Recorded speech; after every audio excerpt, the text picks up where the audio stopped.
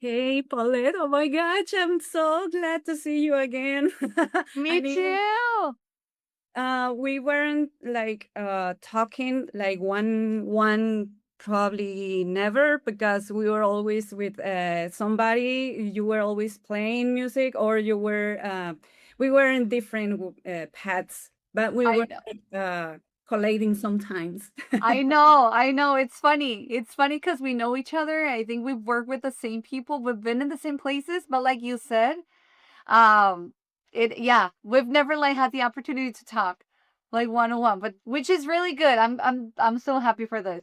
Yes, and it's super hot here. How's Chicago? You know what? Chicago has been really hot as well, but today it went down. Like it's not cool, but it's like 90s, 80 something. But it's been like 102, 104, which is pretty hot for Chicago. Pretty hot for Chicago, and the humidity. Tell me about it. The Oh, humidity is impossible, and at least I here it's know. not that dry, but the sun in my skin is something that I can't stand. I know. But okay, I'm just happy to see that you've been working your career. You've been doing a lot of stuff, and we wanted to talk about that. I'm sorry I didn't introduce you. She's Pauleth Jauregui. Thank you so much, Pauleth Jauregui. Yes. She's a singer, dancer, musician. She does a lot of stuff, and we were going to talk about that. Um, Tell me, how's your day? What you were doing before before joining this meeting? This meeting, I was practicing because I'm part of a musical theater show for the summer.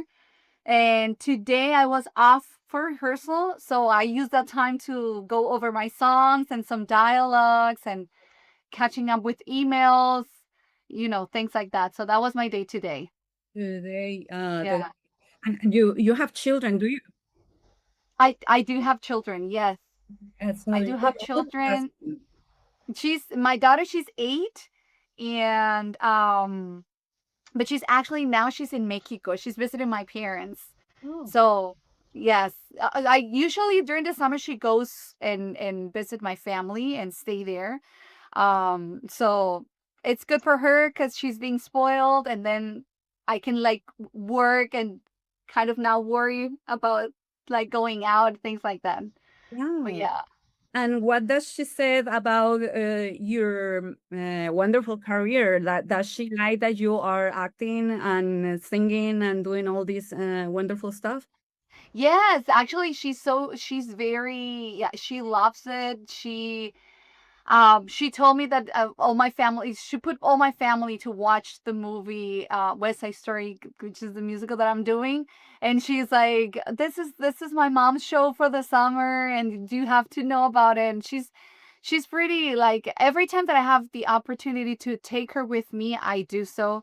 She comes with me for like stage readings or rehearsals or things like that, and I think she's starting to like the theater, like the artistic life.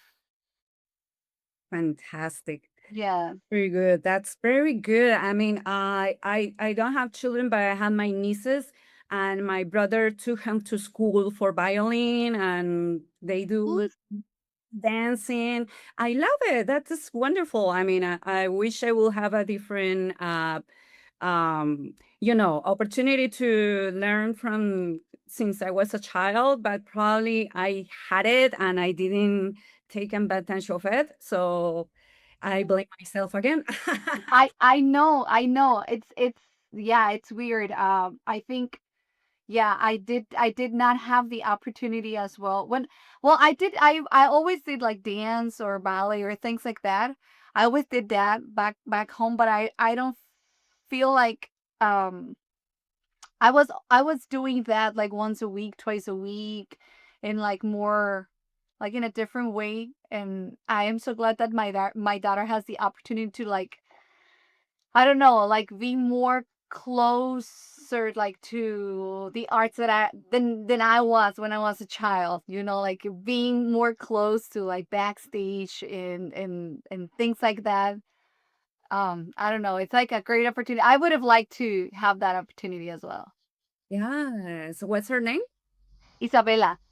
Oh, I love her name. It's Yeah. beautiful. So you've been also moving around. You were on back in Mexico and you came back, or let's talk a little bit about that. Yeah. So, well, I was born and raised in Mexico, in Tijuana, the border. And I was there until I was 26 years old. So I moved there when I got married. We moved to Chicago and we stayed here for 8 years approximately. Yeah. And then after that we moved to California, to San Jose. We stayed there for 9 months and then we came back to Chicago.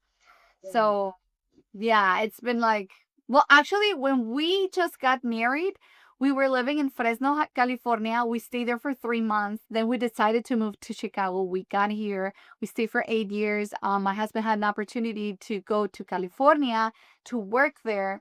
And I always had like this idea of me going back home or closer to home.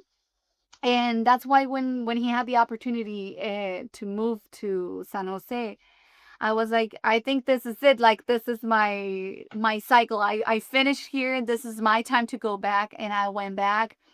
And we were there for 9 months. Honestly, to me, it wasn't what I thought it was. I did not like the area that I was the area where I was living, because I feel like, and you are in California as well, so I know like being in LA, it's one thing, and then being out of LA, it's something totally different. So Yeah. I was not there, and I was not even close to LA. So for me, it was like it was just a suburb life. Like it was like very nothing happened.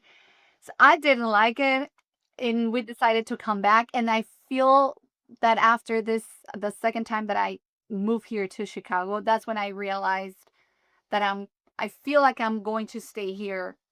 Like, I don't know if this is the place where I'm going to retire, but for sure, this is the place where I want to at least like be active for my, like, It was beautiful, man. yeah. But yeah, relationship so huge with Chicago is in my mind always, and um, I think the only time that I don't like Chicago is summer. I'm sorry, winter. Oh, yeah. Like shoveling the snow and driving with the car with the ice. You see my cat? Yes, I see. I do have a cat as well. Oh, She's in the back sleeping, but she probably is going to pop up eventually. Her name is Princess. princess. Okay. Yes. Well, that's the need that she had when we adopted her, and my daughter, she was the one who wanted a cat, and she liked the name, and she's like, I'm gonna keep Princess. So she's Princess Bubblegum. Actually, she had a last name over there as well. But Well, yeah, winter is bad here. It's bad. okay. And you moved with your cat? No, so we just adopted her Oh, this year, January, on this, yeah. So my daughter always wanted to have a cat. And but I feel like we were moving, and then she was too little, and I feel like, well, I felt that that was not the perfect timing for her to have a cat. Especially with cats, that you have to be like, they're not like dogs. They need their space. And my daughter was like too young, and I was like, let's wait for you to like to get older, and so you can be aware of taking care of a cat. Then we moved to California. We weren't pretty sure to like stay there, and then we moved back to Chicago, and then she was like, I want a cat, I want a cat. And I was having like my doubts because I never had a cat before. I always had dogs back home, and I myself I was afraid of cats because I know they have like their temper, and I felt that they were aggressive. Like I was like, what if they don't want to like hang out with me, and I try to like touch them, and yeah, I don't know, like I that was my feeling. As soon as I met the princess, I fall in love. And now I'm like, I consider myself a cat person. I'm like, I don't know why. I've never had a cat before. I love them. I'm so in love with my cat. That's so adorable. That's so Oh my God, she's so sweet. cats changed my life forever. I remember I also moved from Chicago to Yeah. California. I kind of did the same path, and then I saw that you were moving too. But I thought we were getting closer to the area.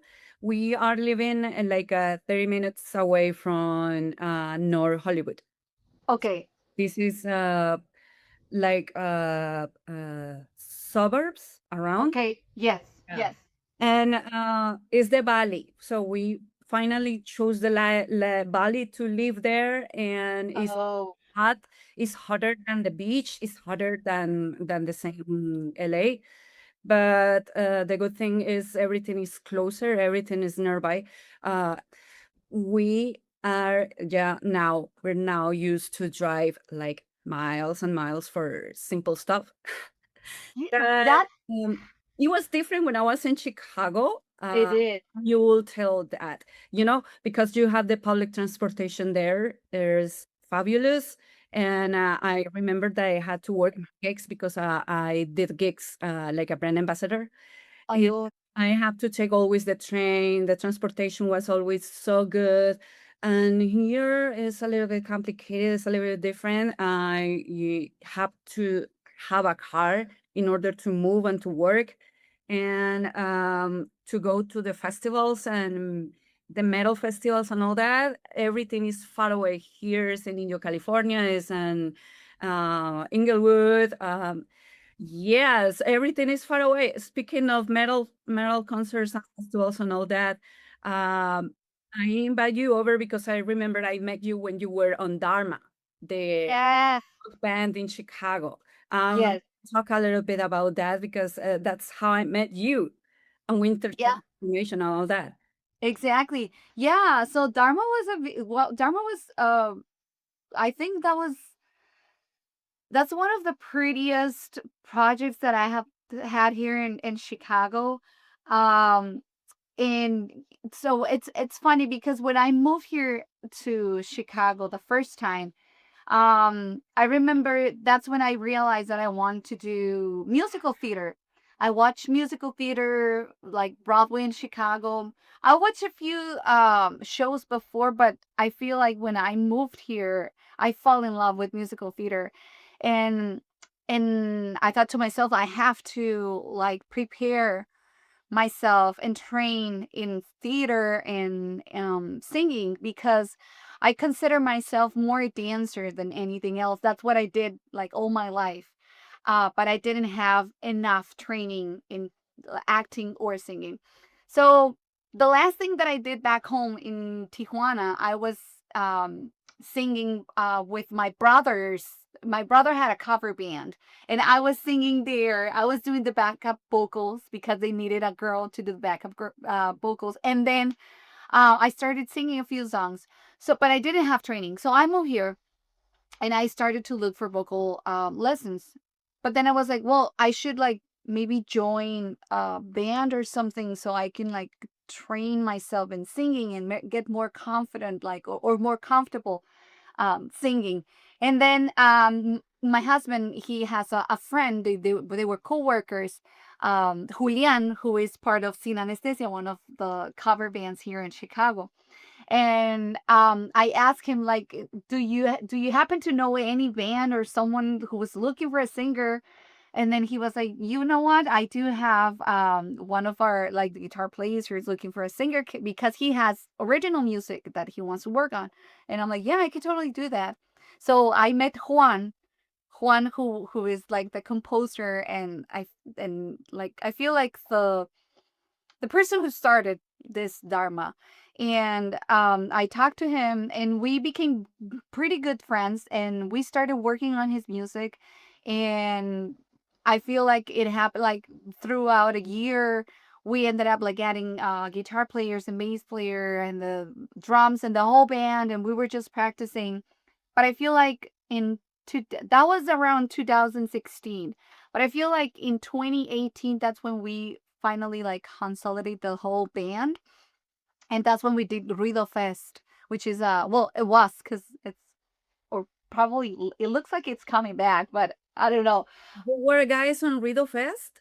Yeah, like I saw a post a few days ago. They posted again the Rito Fest, so I don't know if it's coming back. It looks like, but it was this was a very famous festival Yeah. with like rock and everything here. You guys did a lot of shows around Yeah, on yeah. Chicago and like surrounding areas, or how was that? Yes.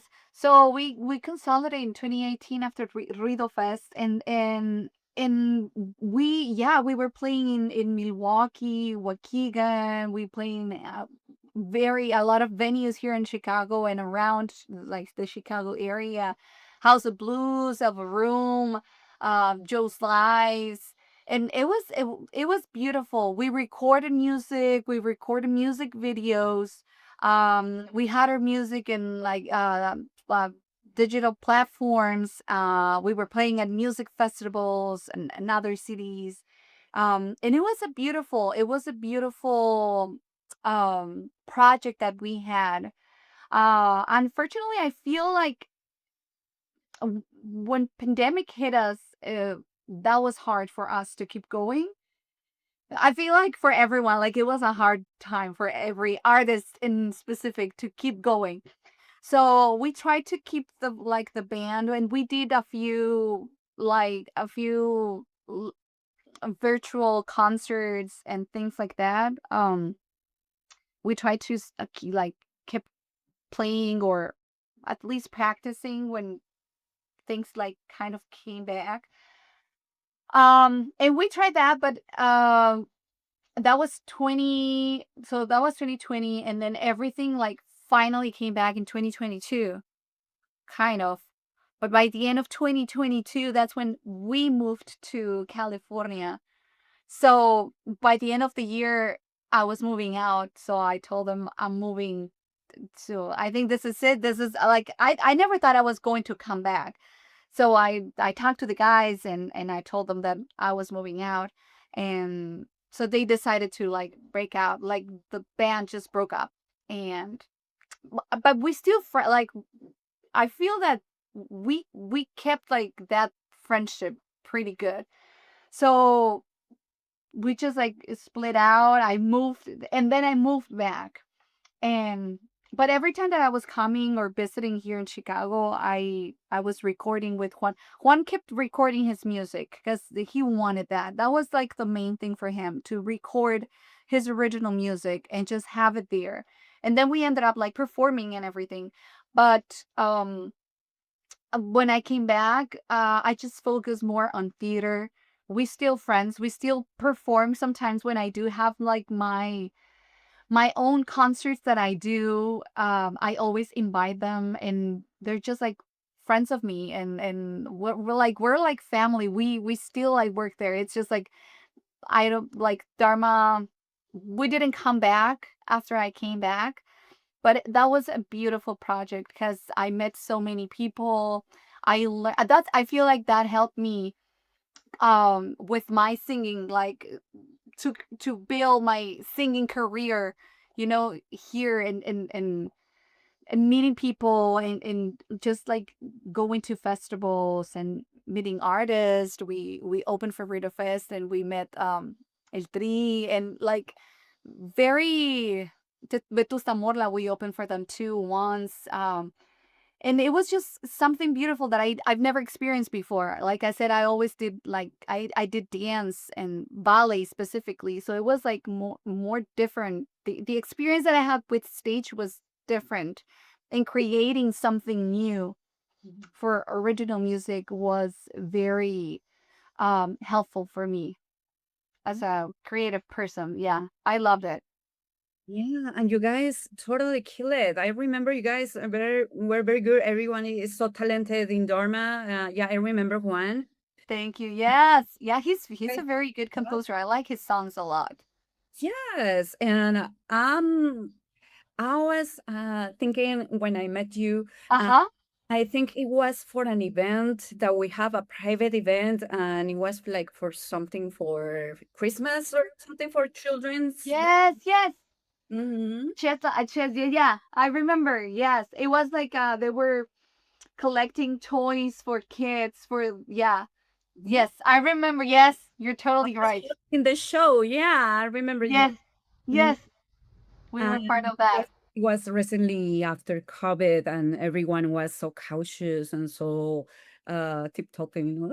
Yeah, like it was weird because even though like when we came back, like we didn't like keep like it took us a while to actually like come back like and feel free again, or at least for me, I was also like cautious when we came back from COVID. I was hired for another band to sing for New Year's Eve event, and I got sick.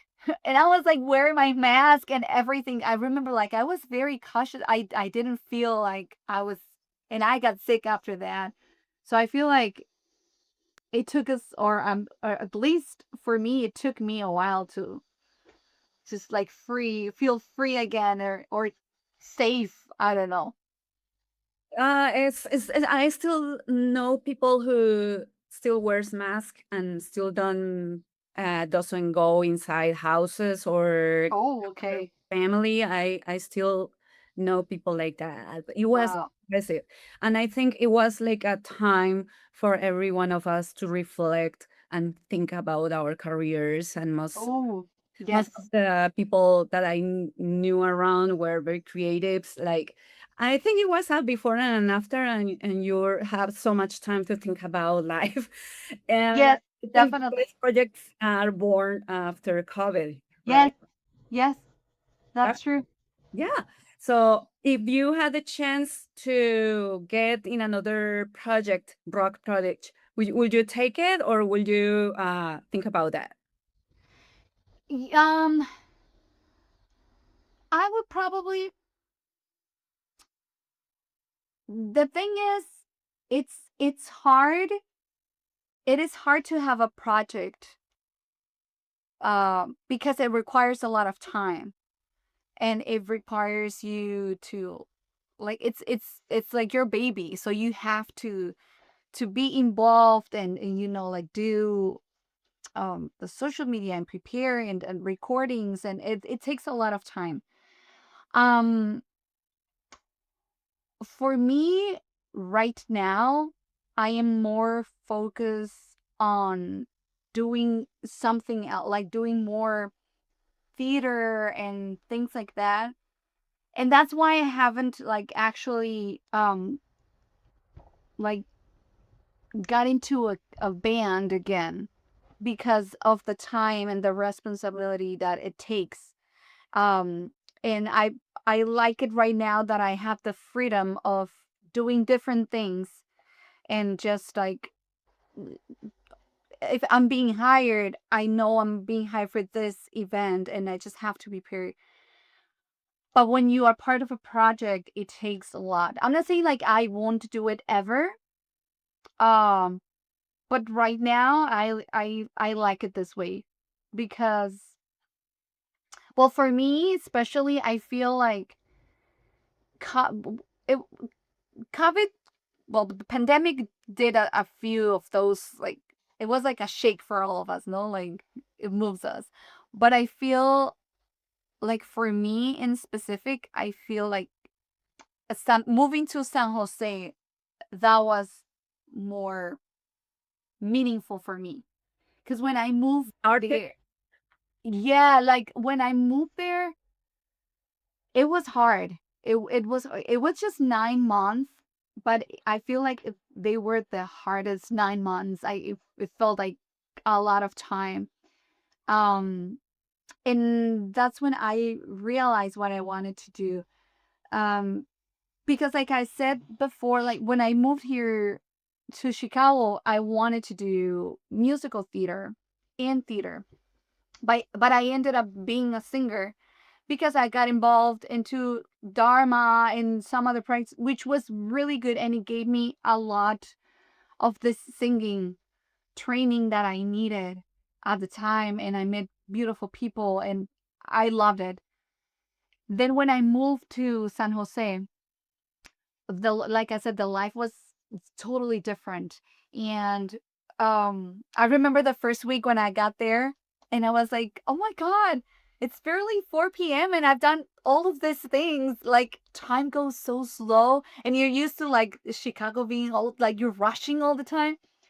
And I was like, "Well, this is good." But then week 2, week 3, month 1, and it's like, "Oh my god, no, it's slow, slow."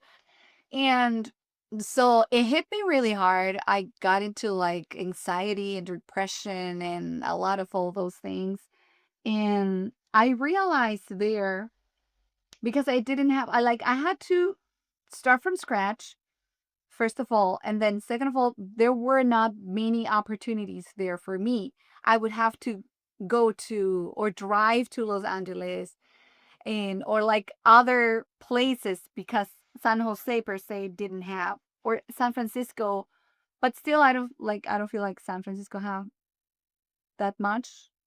I feel like LA is more where you have like more things to do.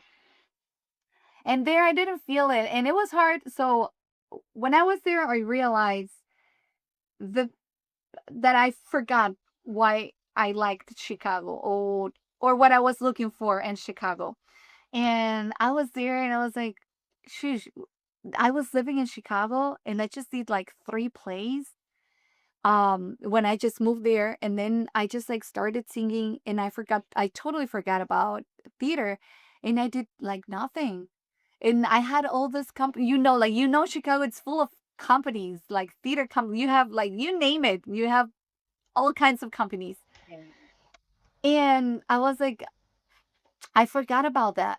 So I just like I kept singing, but I forgot that I wanted to do musical theater and that I wanted to do theater. And I forgot, like, because I consider myself more than just a singer. Like, I grew up as a dancer. I love acting. I love singing as well. I am a choreographer as well. I have like different areas in my life that I forgot. And when I was there, I was like, I was in Chicago and I didn't take advantage of that. I forgot. So I was like, when I move back, if I move back, I want to go for like I want to eat up the city. I want to go for everything and just like go back to who I am. And when I came back, that's what I was like that's what I pursue. I wanted to start to do theater again and start to like teach dance again and do choreographing works with musical theater and singing. I still sing every now and then with different projects and act in plays. And now I have this opportunity to do musical theater. So I feel like I reconnect with myself and who I am in like different areas. And that's why I feel comfortable with this version of me in having all of them instead of just like focusing on one little thing. Yeah. Got it. And I think in the maybe in the future when you have like a time and probably have done some projects like Yes. you might consider probably will Yes. consider a project, musical project. Yeah, for sure. Yes. Yes.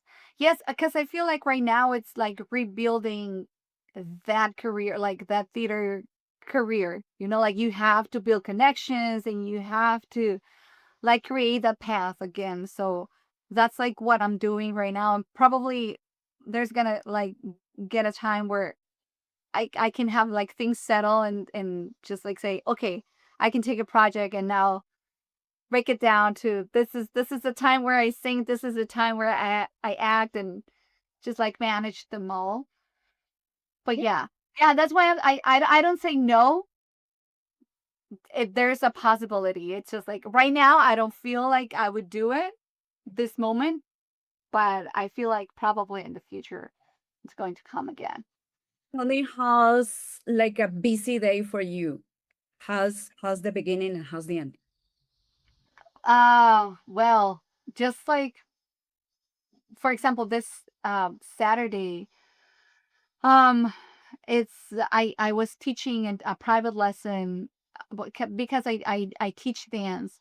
So I usually teach on Saturdays. So I was teaching dance during the morning, and then I drove to another school where I teach vocal lessons. And then I was there teaching for 3 hours. And then I drove back home, and then I took a quick shower and just eat something, prep myself, and I had a stage reading up north. So I had to get there and rehearse a few songs that we were doing for that stage reading and do the stage reading, and then got home again and then take a shower, eat dinner, and I was prepping my song because on Sunday I was singing in the morning. So I sing for non-denominational church every now and then for Sundays, so they hire me for that. And the last Sunday I was going to sing, so I came home and I was prepping my songs, uh, rehearsing and everything because I had to like sing the next day during the morning. So that's like my weekends look like that. Like I teach, and sometimes I have to do like or stage readings, or I have to sing Mm. for a gig, or on Sundays I do have to sing for the church. Like I was singing for the church, and then I had rehearsal for the musical theater show that evening. This summer I was teaching a summer camp. I was choreographing a summer camp, so I was like working from 9 to 4, and then coming home, shower, eat something, and then get to rehearsal for musical theater. So it's like, I like it. I like it. I like our lives as artists, because it's fun that you.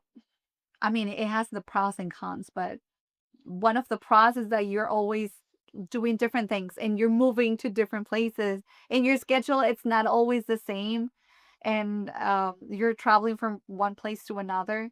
But that's another con as well. Like you're not. Sometimes you don't have time for anything because you're like literally driving to different places to manage all these things. Yeah. But that's kind of my busy, busy days. Yeah. Yeah, tell me more about this project that you're working on. I saw some flyers about the West Side Story, you said? Yes. Tell Yes. me more about that. Yeah, sure. So West Side Story, it's the project that I'm working right now for the summer. And I am very excited about this because it's one of the biggest projects that I have done here in Chicago so far. Um like I said before, the reason that I was here is because I wanted to do musical theater. And sometimes it's hard, um especially when we are not from this country. No, yeah, no, you can totally relate to that. I know. It's Yes, I feel you. yes, I know that you can totally relate to this. It's hard to get cast. Oh, Um, yeah. I wanted to talk about the cast. How was the process? Like, how long you had to wait? How many auditions? How was that?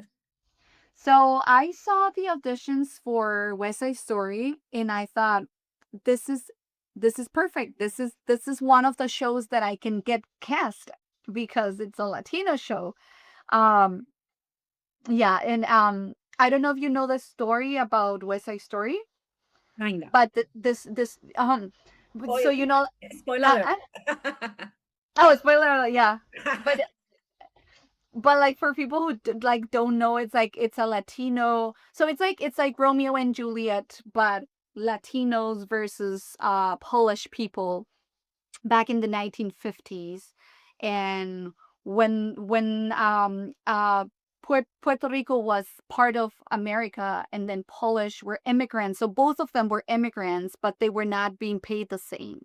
So Polish people were, well, at least in the play, Polish people were getting paid way more than the Puerto Rican people, just because they were white.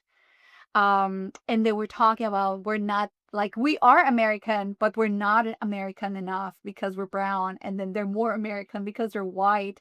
And then this is like the hate between races, and that's when one of the Puerto Rican girls follows falls in love with one of the Polish guys.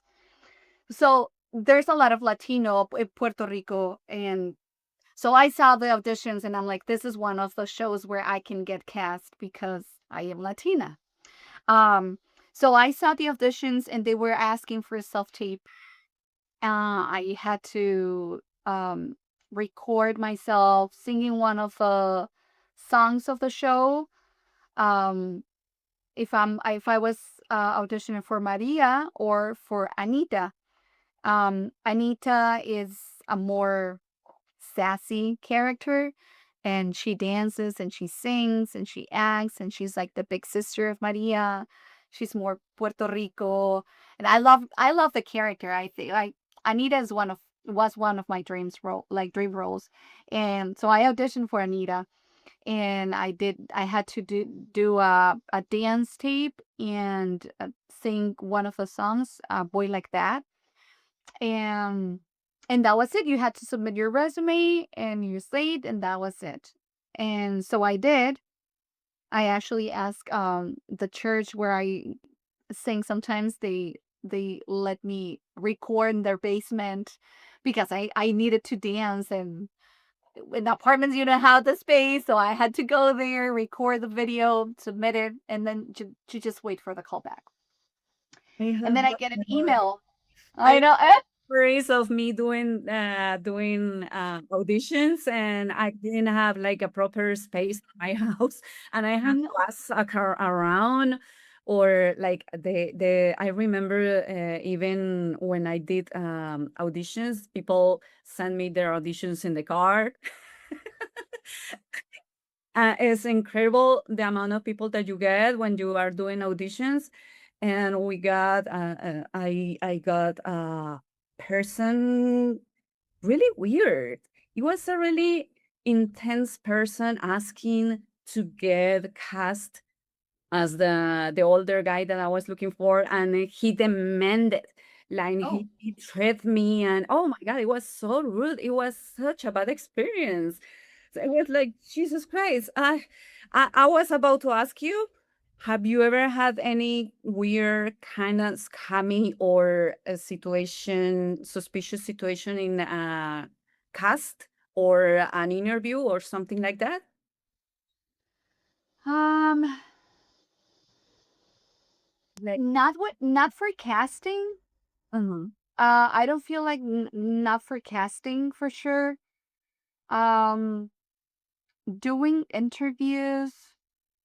Mm, I've not really bad. Like sometimes what happens, um, it's like when you meet someone.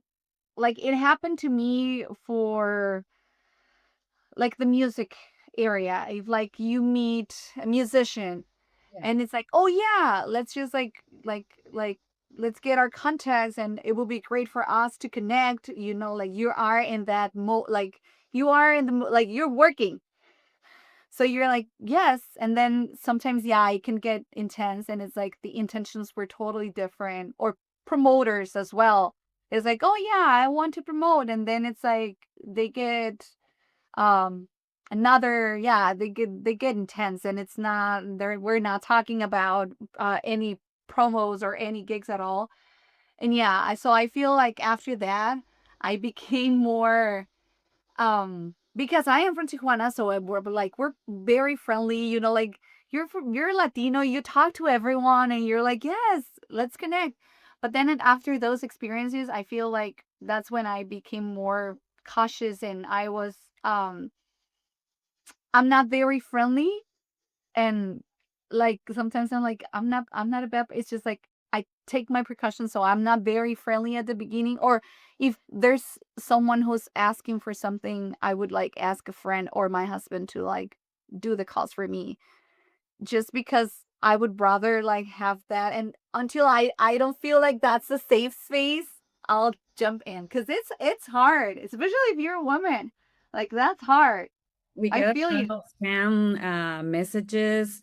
We get a lot of scam calls. Scams are crazy, and I feel like after COVID, they grew up like Oh yes. on. And you're like, what? How do you get my number? How do you like? What's happening? Yes, yes, totally. That's crazy. And I was thinking, okay, probably what is like to be female working with a lot of men, and how do you live that experience, and what are the precautions that you should consider? Because I had a bad experience, and I have to tell you about that. I had a bad experience from someone that I met, that it was my friend, and it's not my friend anymore. Oh, okay. Person, but have you ever had any situation like you don't feel safe? Yes, totally. Yes. Sadly, a lot of times, a bunch of times, yes. I feel like also when you are a woman, it's not the same. Um, because you have to be more careful all the time.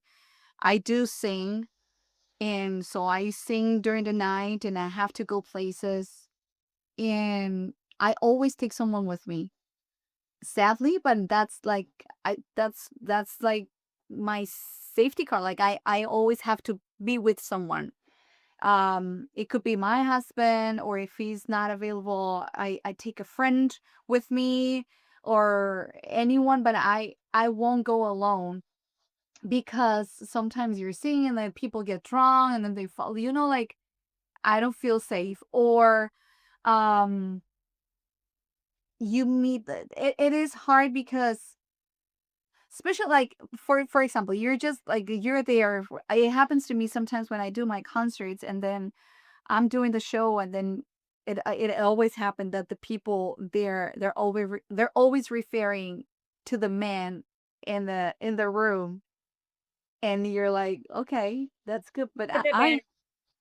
I am doing the show, like you can talk to me, but they immediately refer to the man. Okay, which is one thing, and then I don't know if they feel like because you're a girl, you don't know things, and then it's like they try to talk to you like in a good way, and like, Meaning, what's that girl? And then they try to scam you or like go for less and like do low, um I don't know, like proposals, low proposal, like yeah, you got it. know. Um, So I feel like being a woman, you have to be careful. Um, it's sad because I don't consider myself um being a, I don't know if I can say the word, b- but being like uh, a it's bossy. an open and honest cast. You can say whatever you want to. Oh, okay, I don't consider But it's myself being a canceled. bitch. Yeah, so I don't consider myself a bitch. But I feel like sometimes when you're working, you have to take that character on, and you can totally like relate to, like you have to be not a bitch in a bad way, but like you have to be very like take your space, like this is what I want, and not friendly, and this is what I'm doing, and talk to me with respect. Because if you go friendly like you are in like the real world, they take it into the wrong, like they take it wrong. They feel like, or you're flirting, or you know nothing and they can take advantage of you, or like, and it's not fair. It's not fair because men can totally be friendly and drink with them and hang out and just like make jokes, and you can't do that because sometimes people go in a different direction. So you have to be careful with that. And that's why sometimes women, we are like that. It's not like, this is not us, but this is like what we have to do in order to survive in this world." Yes. My story was terrible because it was of 2020, October. Okay. Um, Uh-huh. I was attending a baby shower with a friend, with sorry, with my husband. It Mhm. was my boyfriend at the time. We were dating, and we went to another party. Somebody called us celebrating the birthday. This person, we're gonna call them Pablo. Uh, Pablo person called us very drunk that he was celebrating his birthday, and he was our friend. So we said, "Yeah, let's go hang out with him." And then we did hang out with him, and this place, I won't mention the place as well. This place has the bathrooms mix. Like Oh. everyone in the room, in the bathroom, woman, men, whatever, can use the same. It's not separate. Mhm. Mhm. So I remember we were there and we were hanging with a bunch of people that everybody knows everybody. It was a safe environment. I felt guilty because I said, I'm going to the bathroom and I went by myself. I felt so guilty because of that. I kept feeling like it was my fault when I went to the bathroom. I used the bathroom. I was washing my hands, and then the Pablo guy, he was in the bathroom too, and he came outside, and he suddenly grabbed me, like grabbed me in a very hard way, grabbed me all my body, my boundaries, everything, grabbed me really bad, and I didn't know what to do. I told him, "You are my friend. What the heck are you doing? Are you okay? I know you're drunk, but why are you doing?" And he kept doing it. So I got shocked, really, really, really, really in shock. And I ran away. And I grabbed my bag and I told my husband and my boyfriend at the time, I told him, let's go. Let's get out of here. But like, serious, let's Yes. go. And he was like, okay, okay, let's go. And he ran behind me. And Uh-huh. in the car crying all night long, crying, crying, crying, crying, crying. And I was shaking and I couldn't Sure. sleep that night. And I told him what happened. It was really hard to make people believe what happened because it was a common friend from everyone, a common friend. A person who hang out with children around him. You understand the situation. And I got so depressed and I got anxiety and I feel guilty and I felt like it was my fault. Which is not. My boyfriend confronted the guy and the guy said, Deny it. was her. She approached me, she touched me, she's a touchy, and I'm gonna tell everyone that she's a touchy. And it was just an asshole. And then I have to live with that for the rest of my life, and I had to go to the hospital because I wasn't eating anymore, I wasn't sleeping anymore, and I had to put myself on treatment for PSTD because I had my past. When I was younger, I had my stories, and Yeah. It unfortunately, was a I was trigger. it triggered everything, and I end up telling him, I don't want to live in Chicago anymore. I don't want to have these friends around me. I wanted to, and that's one of The reasons that the reasons mm, that I moved out of Chicago, to move away from that group of people, because I tried to tell one lady. I told one of the ladies in the group, and I told her, hey, this happened to me. And she was like, no, but he was my boyfriend. He's not like that. She didn't believe me. And God damn, I'm not inventing, you know what I mean? So after yeah. that, forget about it, girl. I'm going to the bathroom always with someone. I'm always asking for company. After that, and I wanted to talk about that, and I wanted to ask you what will be the advice that will you piece of advice that will you give to the ladies who are starting a career in music business, uh, regardless if it's pop, rock, metal? What advice would you give to them? Well, first of all, it's very sad what happened to you. I totally believe you because I feel And it happened to me. I haven't, thank God I haven't got so far with me, but it happened that I've had I've had like messages or text or people like um insinuating themselves with me when you have friends in common. So I know that. I know. I told I believe you because I'm like, what do you mean? Like you know me, you know mine. Has like we do have friends and like it's like you know that I'm in a relationship and you know me and you don't care about that at all. So it's Even though if you're single, married, whatever, the whatever, yeah. respect your boundaries. Of course, yeah, of course. But they don't like they don't even respect your part. Like they just don't care. That means that they don't care, you know? Mhm. Because they know you, they don't care. So I totally believe you. I would say sadly, but build your community. Just build your community. Be aware of your surroundings all the time and try to be always with someone. Like if you're going to look for place, go with someone. When you're doing your deals, take someone with you.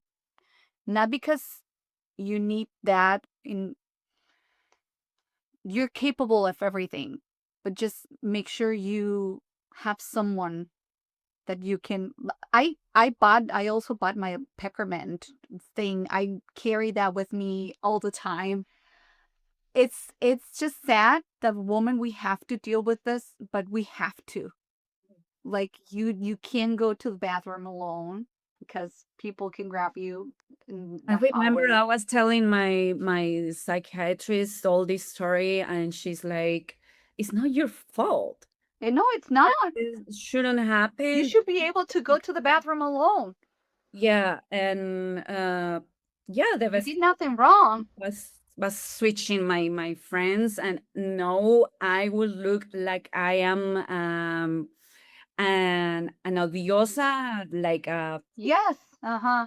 I'm not Like a bitch. Like I'm saying, like edge bitching, but I you do prefer to have my distance with people, and it's just really I can count the people I can trust with my fingers. And yeah, that's unfortunately that's what is happening. That's the panorama, and that's with in these careers we have to be so careful yes. with that situations. And be very aware of the people who because you can you get to know the people and sometimes you get single or sometimes you do not until you get those experiences, but sometimes you can see if he's behaving in some way with someone else, that means that the same thing can happen to you. So just like be aware of those things. And like you said, that means that you can just like take distance with this person, hang out with the distance, but that's not a person who you can trust. Correct. So like Correct. I have the when I was working with Dharma, I can say that I was blessed with my friends because they were all of them very respectful with me. They took care of me and I felt always safe when I was with them. They were always very respectful, all of them. And I just felt safe because I was there with them and they could take care of me in a good way. They were like my brothers, literally. So, but you have to build that relationship and see, okay, I can trust this person. If not, if you see something, it's like you'd rather take your precautions. Yeah, yeah, that was an Sadly. experience that I feel betrayed because I trusted a person who was supposed to be Your around. friend. Yeah, a friend, not a weird stranger person. It's crazy. Okay, so Especially, I mean, your boyfriend was there, like, yeah, he confront the guy. Yeah. But I'm so glad that that's over. I'm taking my medicine because anything, nothing is anything was the same after that. I have to take my medicine and I have my appointments and all that. Yeah, it's sadly, but yeah, it's like because that's Yeah, take care of yourself, right? I'm totally that agree with creates you. something. Yeah, and how can that inspire you to create stuff? I wrote a monologue after that. I wrote a monologue for awareness of these kind of situations, and I submitted to contest, and it won a contest, and I submit another. I wrote a lot of stuff and submitted everywhere. I wrote a comedy sketch for 6 episodes, Uh-huh. and it won like a prize, but it's like in standby. And I wrote, Great. yes, I wrote this monologue, and it was called The Consultation. And Uh-huh. the Elgin Festival called me to participate, but I wasn't able to accept. Yeah, but it was really cool. It was mm, it was like a path for you to perform in the place, but I wish it was residential. That would be great because I will have like where to stay and rehearse and all that. Yeah. But no, it wasn't like that, and I couldn't move in September, and I'm only going to Chicago. Oh, we're going to Chicago in 8 days. Oh, great. Yeah, we gotta catch up. We're Yes, catching up already. definitely. We do have to. Yes. That's great. Yes, let me know. Yes, For yes, sure. definitely. And we are going to be doing a lot of stuff. We're trying to record a podcast as well there. It's gonna be my first presential podcast with a friend, with a musician.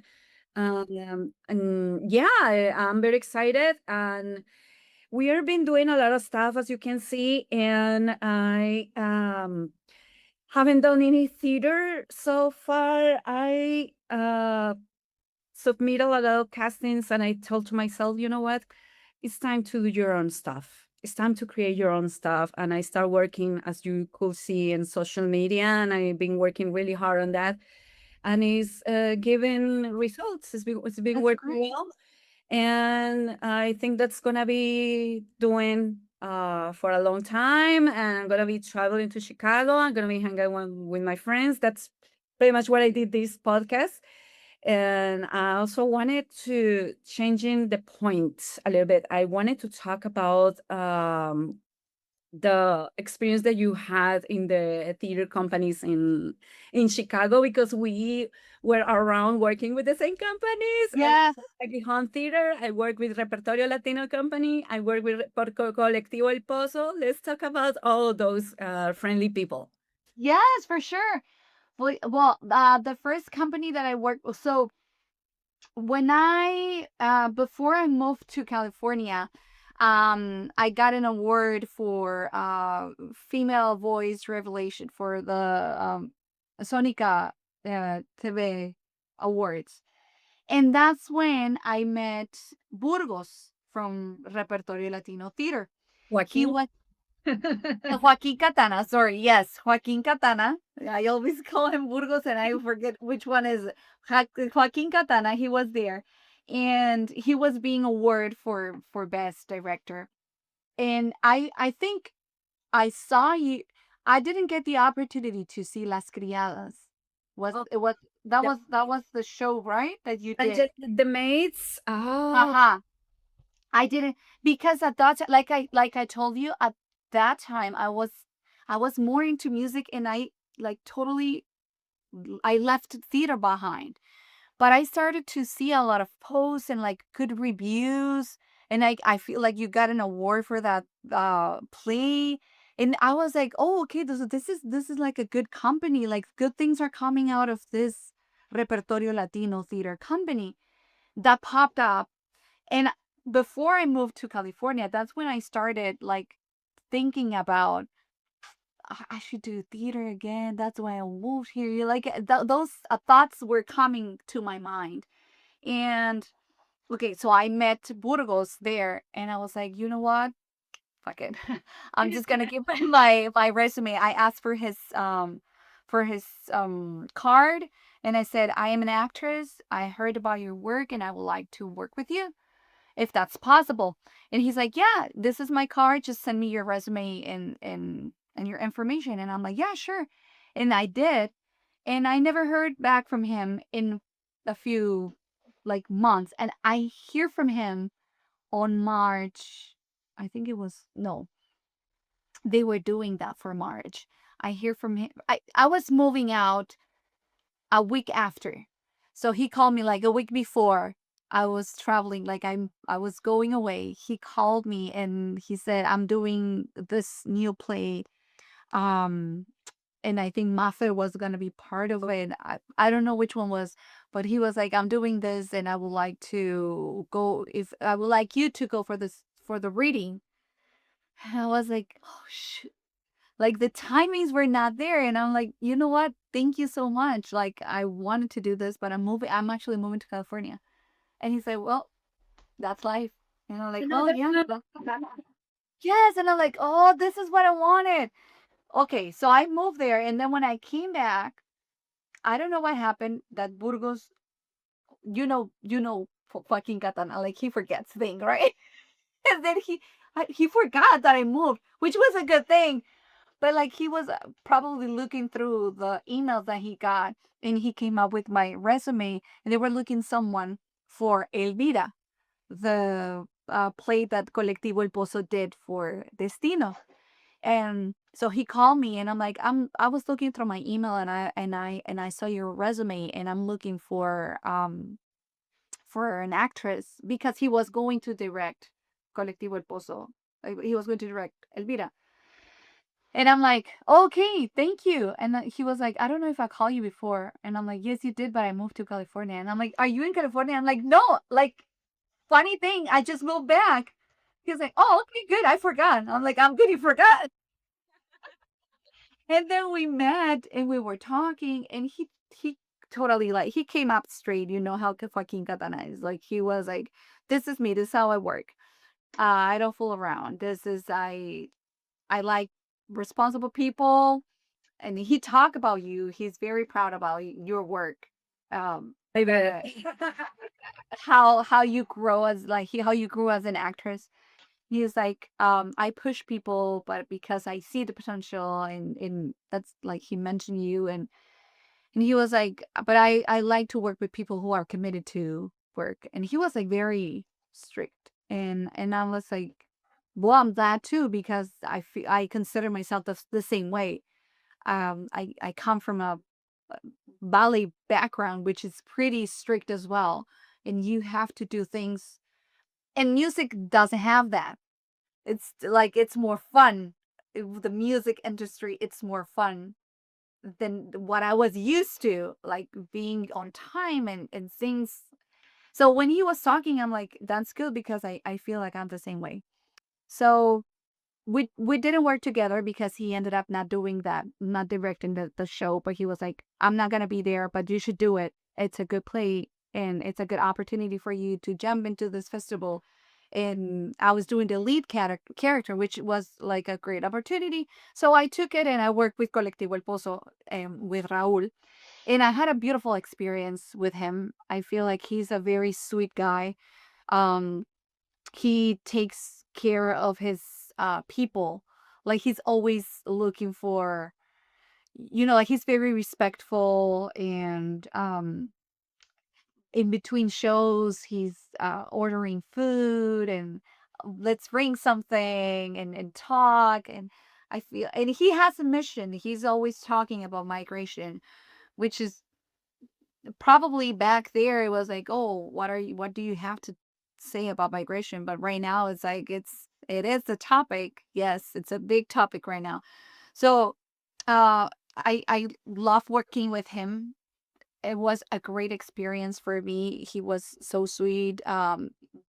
Mark directed the show, and Mark he's Lewis. American. Yes, yes. So he, he's he's very like on time. He was respecting schedules. This is when we start, this is when we end. You're not in today. He was very with schedules, which I really like schedules.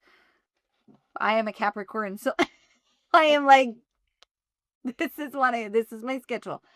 And I love working with him. It was a great experience working with Raul and Mark and the company. And then Burgos invited me to do a comedy play, and I started working with him. And El it ladrón. was a great ¿Cómo se llama? ladrón, ajá. No es ladrón que por bien no venga. That I think they did that like 50 years ago, and like it's oh, your husband did Le Ladrón, right? Yes, he was. Yes, he told us that Rafa was. I don't remember if it was the first or the second because he did it twice. So I don't know if he was the first guy who did it or the second guy who did it, but he told us he Yeah, talked it's about that. cool that we are all around. I know, and I'm like, yeah, I know Rafa for sure. Yeah. Um, and it was good. To be honest, I thought that working with him was going to be more difficult in a way that I know he's very strict and that he pushes a lot, which is good because like for actors you need to like stay out of your comfort zone. But it wasn't like that with El Ladrón. It wasn't like that. He wasn't. So I don't know if because it was a comedy show and it didn't like require a lot of drama, and he was strict, but it wasn't like I didn't feel like I was pushed in a bad way, you know? Yeah, got it. Uh, Because yeah. how was the experience? I saw that you do a project with Aguijón Theater. So with Aguijón, I didn't work with the company. I was performing at the theater. So I worked with Teatro Innovarte. That's a new company that started 2 years ago, and it's a Latino musical theater company. So they do musicals, but they do original musics. They original plays. They write the plays. So we did Contrarritmo. That was an original play that it was written by Jose Rochel and Pachi Felix. They both write the story, and we perform at Aguijón Theater for the festival. So I didn't work with the Aguijón company, but working there was beautiful. Like the theater is so I love the theater because it's beautiful and it's like very cozy and like um but at the same time very professional. And we saw a few of the members. I've worked with a few members. I've worked with Nidia, Ramon, um, um, it's Marcela. Marcela. Uh, Marcela, I know her. I mean, I haven't worked with her, but I've seen her for the kickoff parties, and they're all pretty like nice people. So, but I haven't had the opportunity to work with them yet. Yes, You're soon. You'll see. probably yes. It's a good company. They do pretty good theater. I mean, not for nothing. They've been like 35 years um in the industry in Chicago, Okay, so so they're pretty good. you've been doing musical theater, you've been choreographing, you've been doing a lot of stuff. I see that you keep busy. Uh, Yes. how do you juggle? Ah. You know, tell me, how do you manage being a mom and being how do you do all this? It is hard. To be honest, it is hard. That's why I say during the summers it's like my vacation. Not because I'm free, but because I at least I don't have to worry about my daughter for a few weeks, and my mom helps me a lot, and my dad of course. Um but it is hard like during the year it's hard because once you're a mom, you never stop being a mom. So that means that if I get home pretty late after a show, I do have to wake up early in the morning and take her to school and pick her up and her activities. So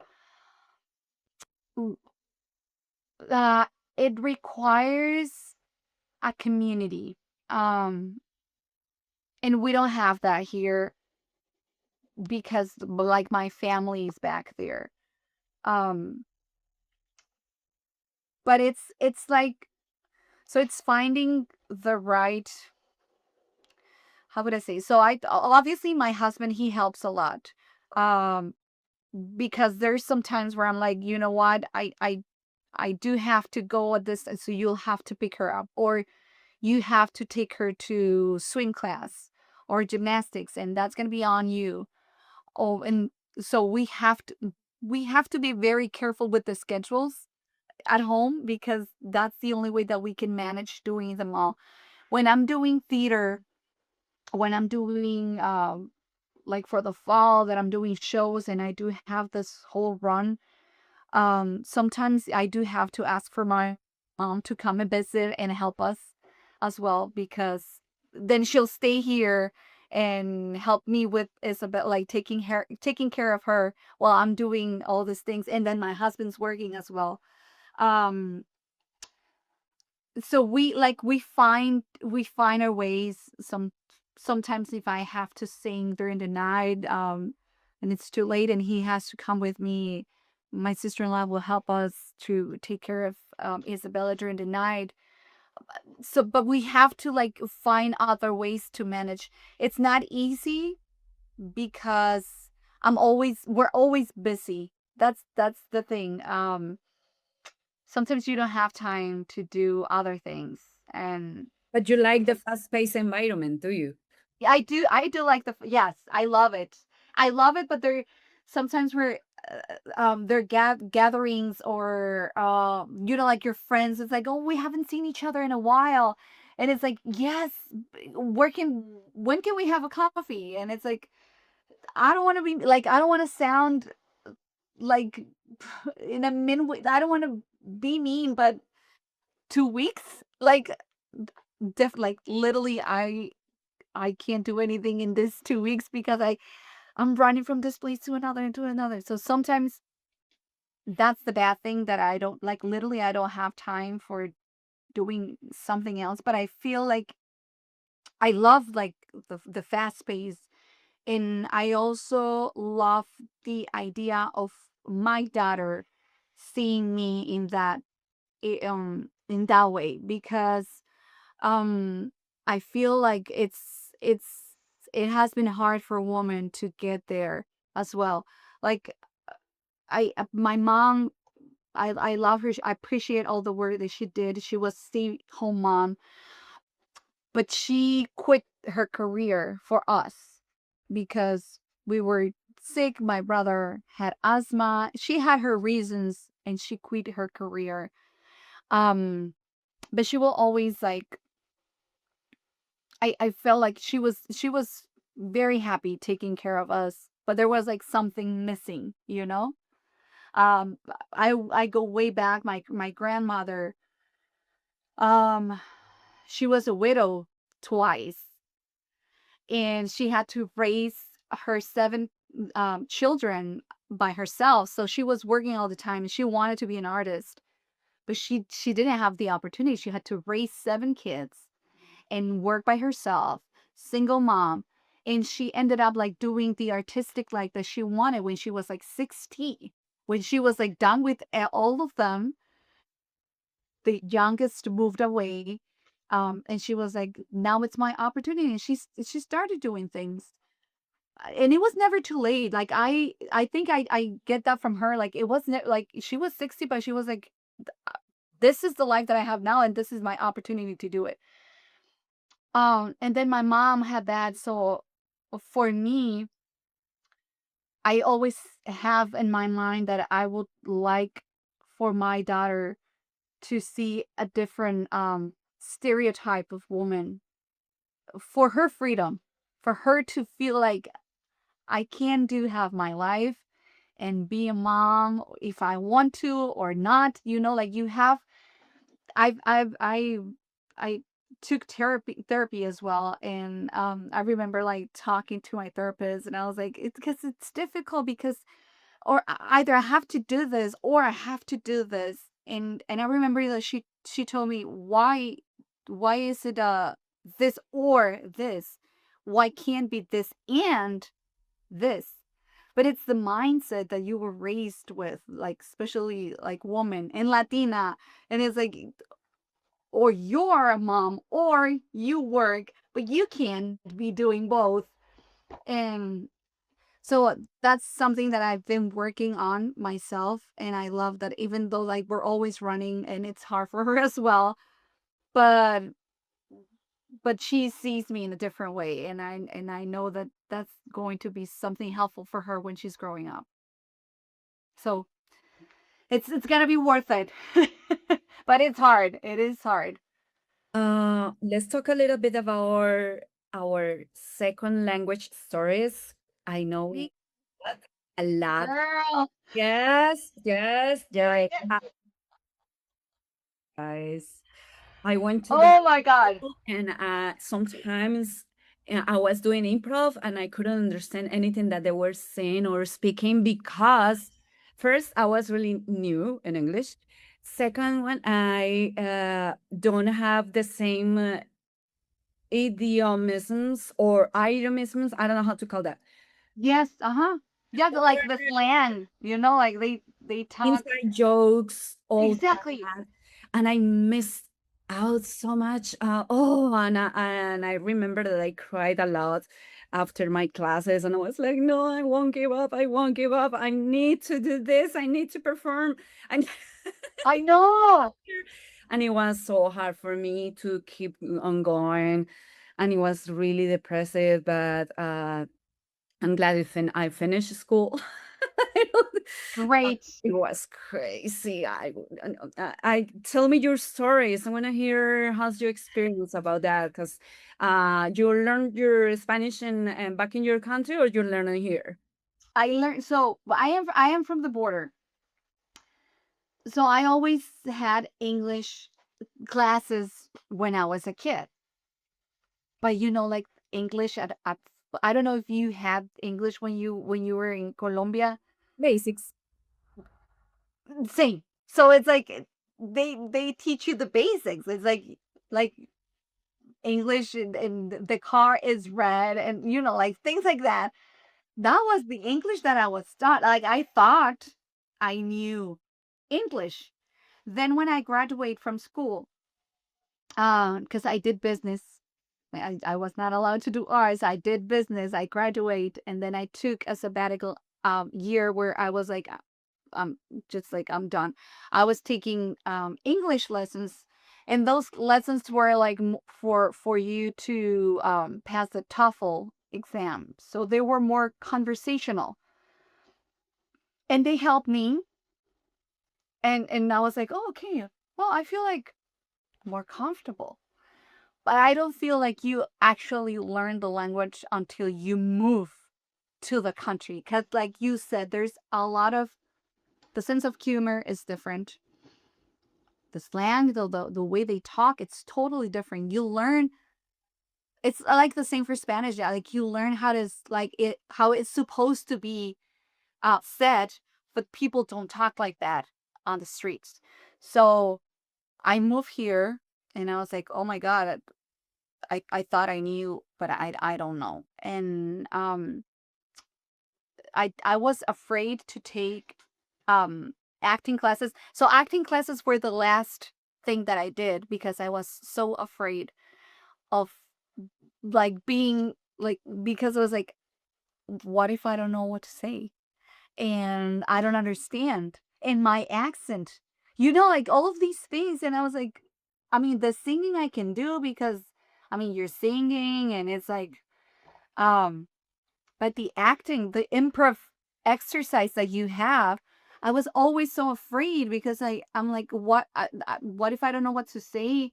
Yeah, And they use you words that you probably never heard before, and you exactly. don't know how to make the relation. and the connection on Exactly. that. Yeah, yeah, yeah. Yes. That's it. So my lessons were, I suffered. My husband took me and he was like, "Let's do it." And I'm like, "I don't want to do it." And he's like, "Yes, you have to do it." And he kind of like pushed me and I'm like, "Well, yes, I have to, but I don't feel comfortable." So I did the classes and I remember like every time that I had to go and do my monologue or the exercises or something, I was so afraid of my accent was the thing. Like, what if I'm mispronouncing something and people are going to like laugh at me? Or, that was the main thing. And then I started working at I was an accounting assistant for a company before I was doing like arts full time. And I started working with this company, and the company was in South Loop, and it was they were managing security guards and staff for the city of Chicago. And everyone there was African American, which they have a different accent They from do. American people. And I didn't understand anything. And I was like you, I didn't. I was coming home, and I was like, I don't understand. Like, I would like sit during lunch by myself just because people were talking to me, but I didn't understand. And I was just like nodding and like, yeah, yeah. But I'm like, I don't know what I'm nodding at, or I don't know how to respond. I don't understand. I don't understand what they're saying to me. And I thought I knew the language. And it took me months to actually understand what they were saying. And after that, I was like, oh, okay. Okay, I feel like now my ear is trained. But then, like talking, it's another training as well because you have to process like your thinking. It's in like your native language, so you have to translate. And it still happens to me. I've been here years, and I still feel like I have to prep my answers before Yeah. when I'm like with American people, and I'm like, okay, they're gonna ask me, and I'm translating in my mind how should I say something, and it always comes to me that Sofia Vergara man from the Modern Family, like you don't know how Or funny and translate intelligent I everything in am. my head. I have to yes manage the two languages. You don't know how funny and smart I am in Spanish. That's how you feel, and it's I've hard. I noticed it about that. Like people, my American friends will never know how funny and smart I am in original language. Exactly. We were actually talking about that um during the rehearsal for West Side Story because we talk about like about the racial thing and immigrant people. This is this so the director was like talking about the topic of being an immigrant, and we are um the good thing is a lot of the cast there are Latino people and they're immigrant people, which is good. And we all relate to that. And I remember that I was telling them that I feel sometimes, most of the time, that I'm not myself when I am around. Not in a bad way. Like, first of all, because you can't react like you would usually react. It's so it's not like I go late. If it wasn't in Spanish, I would have done this, but I didn't because it takes me longer. Then the culture thing, we are huggers. We kiss, and then a lot of people don't do that, which is fine. Um but then you have to like hold yourself and it's like, "Oh, hi. I won't be that loud or that touchy because they're not like that." But you ended up not being yourself fully, which is hard because it's like, I'm I'm a funny person in my language, in my culture, and it's like I miss that sometimes. to be That's your lose because myself. that's your lose because you speak English.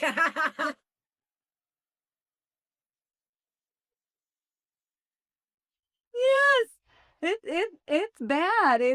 It's bad, and I don't think the people around us realize that, and it's hard.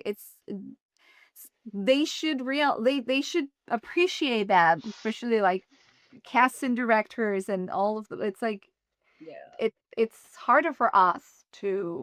it is and totally hard. When I was studying Shakespeare, Oh, really hard. girl, I I need haven't done Shakespeare just because I am afraid of the accent and the words that you have to work with. I love it, but I myself I haven't been able to get there. So my respect for you. It's girl, thank that's you. another level. Yeah. But it wasn't easy, but we'll say is determination. Yes. Yeah, a lot of determination. Like I wanted to have this training for so long that I won't miss my shot. You know what I mean? Claro, yeah. And speaking of roles and acting and stages and all stuff, what is your monologue that you have handy when you have like an audition, or what do you have prepared when you have an audition? I changed. So I used to have the which one was and that I learned that one when I was taking my acting lessons. Um oh, yeah, I forgot. I forgot the name. Yes. Allison's monologue from Look Back in Anger. Ooh, back in anger.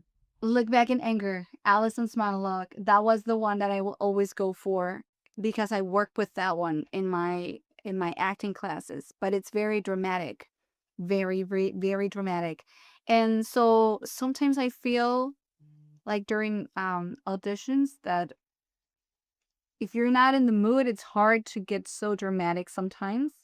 And then like if you don't get there, it's it's like you're putting your feet on, like you are holding yourself. So it's your this is something bad for you. He shows that.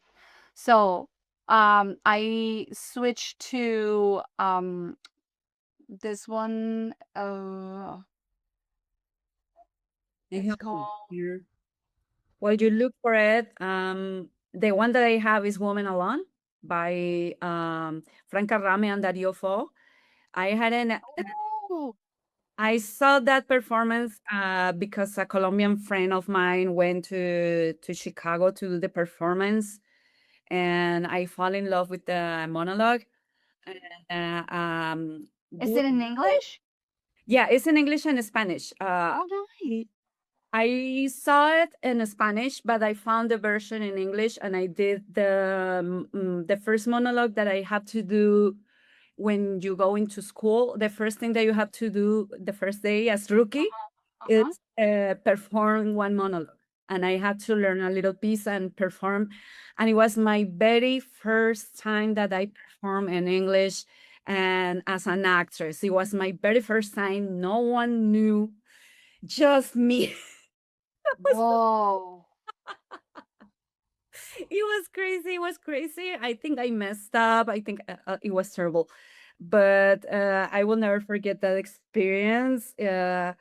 You have to learn how to breathe, how to move your hands, how to everything. And I feel like I was paralyzed, and I feel like I was sweating, and I always had this I will say that's something that I have to be work and so hard. Since I was a child, I always had this myself, I will be afraid to talk in public or to do action in the high school and ask for You some, tried, yeah.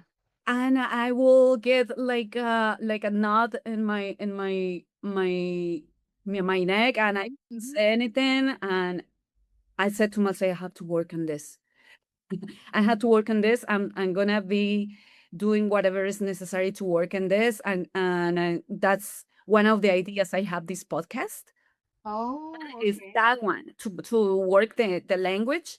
I Mhm. let know everyone this is a bilingual podcast because I'm gonna have someone who speaks Spanish and is very interesting. But I might have to place subtitles or something because my public is international. So Yes, exactly. that was one reason. The second one is I live so far away from everyone here. And That's everyone is true. in LA, everyone is in Hollywood, everybody is in West Hollywood, and everybody walks around and takes the public transportation there. But I'm in a suburb and I have to take a car. So it's Hmm. complicated, and to meet with someone here together is complicated. We travel once a month to Hollywood to meet with our friends, and that's Uh-huh. it. Like I have no social life whatsoever, and that's what I did this podcast as well, to talk to my friends because I Yeah. doing interesting stuff and I wanted to learn about their experiences and what can we practice in the future if we are into arts, right? Yeah, that's right. Oh yeah. I would like to if you can pass me the share with me the name of that book Yeah.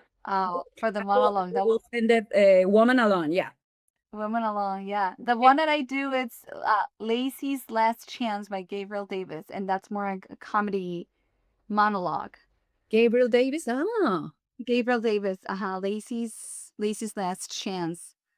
And I feel like for sometimes it's like easier. Because even like picking up the monologue, Mm, it's like you have to take the time and see which monologue fits well. yeah. The casting, the director, you. It's a lot of work Oh yes. And for us. I will say how will be this possibility of the musical plays, theater plays, to connect this taste that you have for music and acting at the same time? How will you consider this like a challenge for yourself now that you're gonna be performing in English and singing, probably dancing, doing a lot of stuff, choreography, all that, right? So Yes. that experience and what we can look forward in the future. You know what? It's totally it has been a challenge. It's being a challenge. And it's I always loved musical theater because I like singing and I like to dance and I like it combines the three things that I like. But I feel like I've never realized the hard work that it takes for a musical theater performer because you're doing the three things at the same time. So it is hard. It is hard to coordinate your singing, being on pitch, knowing the lyrics with a choreography that you have to perform at the same time. Especially like for West Side Story, Anita, she does the three things for America. That song, it's being, you have to sing that, and the choreography, it's a real, it's a hard choreography. I love the choreography, the work that they're doing. It's amazing, but you're doing a full choreography with turns and leaps and so it requires like physical training as well. I've been training myself and doing cardio every morning because otherwise I won't be able to sing that song without like running out of breath. Yeah, you have to Um perform and to sing and to act and to, oh my god. yes, it's totally hard. And like I said, I watched them before and I've done a few musicals before. Um but this is the hardest that I've done so far. The company, it's really good. It's live music with a live orchestra. Um, so the challenge is higher for me because I've never done something that are big before. But I take the challenge and I love learning, and that's what I wanted to do. So I think that's a great opportunity for me to, first of all, it was a really good opportunity for me to, first of all, realize how hard it is to do musical theater and what requires out of me, like, okay, you want to do this, you have to train yourself every day. You have to be in a good shape with your breathing. um, you have to keep your vocal lessons, because vocal, like singing, it's really important. Um, reading music, it's really important. Your coordination, you have to keep like your dancing. If you have the time, take at least one class a week and keep your dancing. So it was good for me to get into that mindset. Um, and I love the opportunity that life had given me to do this show, because this is something that I wanted to do, and it's like, this is my opportunity. And you can relate, like, as an immigrant, that I moved here, and it has taken me so long, or probably just, this is the right timing, right? To get here and to finally, like, show what I can do. This is what I can do. But sometimes it's hard to get the opportunity to do it. With a story, it's a Latino show. Um, but sometimes there are a lot of musical theater shows where Latinos are not required. There are not that many Latino shows where you can actually get cast as. So I take this as an opportunity for me to show my skills, and hopefully um create the opportunity for me to move into more musical theater companies or shows, now that I have proven what I can do, which is like hard, because it's like you have to, like, you feel you have to prove yourself. But in a way, it's just like you need just that person who trusts, like that person who gives you the opportunity, and you have to take that as the opportunity where you can show your skill. Yes. So I'm very grateful with Music Theater Works and Sasha, which is the director, for giving me the opportunity to do this show, to challenge myself. I'm learning a lot. I am learning a lot from everyone in the show and the cast and the staff members. It's something totally different that I've never done something like this before. I'm learning a lot, and I hope this way for me to start creating this new path in musical theater. But it's hard. Oh, It yeah. is hard. Let's please keep doing it because you're very talented, girl. I'm really happy for you. Thank Congratulations. you. Uh, Thank you. I will say that I wanted to talk a couple more topics. Yeah, sure. Is how is your relationship with Adrian, your wonderful husband? How you met him? How he supports all your ideas and your artistic endeavors? Tell me everything, and then we are going to move to the other thing that I'm thinking about. I have the notes on here. Okay. The other thing that I have is what is the most important or what was the most wonderful day that you had on stage as a singer? Like there's one performance that you I Oh, love this day. And okay. so the first we're gonna talk about your wonderful husband. Yes. Yeah, yeah, sure. So I got I to say met, that they can be really friends with Rafael. yes, I feel that too. Yeah. I met him when I was, we go way back. I met him when I was 13. I was a child. He was 16. I was dancing So I was taking my dance lessons, and so his brother, he's a dancer as well. He lives in Mexico City. Yeah, he's a professional dancer in Mexico. He was part of the Ballet Coreográfico de la UNAM in Mexico City. Um, and he's a dancer. So his brother was he was taking dance lessons with me, with my group. And my husband was taking acting lessons, and he was taking art, like painting lessons. So we were at the university, like University of Baja California, which is like the public university, and they have all this other um like workshops for people from outside the university. And that's where I was taking my lessons. So he was up there taking his lessons. His brother was with me, and sometimes he would just like sneak in, like the window, waiting for his brother. Some days in his acting classes, they were doing Grease, and then they were required to take dance lessons because Grease was a musical, so they need to move. And so he was asked to take dance lessons. So he started taking like more jazz lessons. Um, and I was taking those jazz lessons as well. So we started, like, we met each other. I already knew his brother.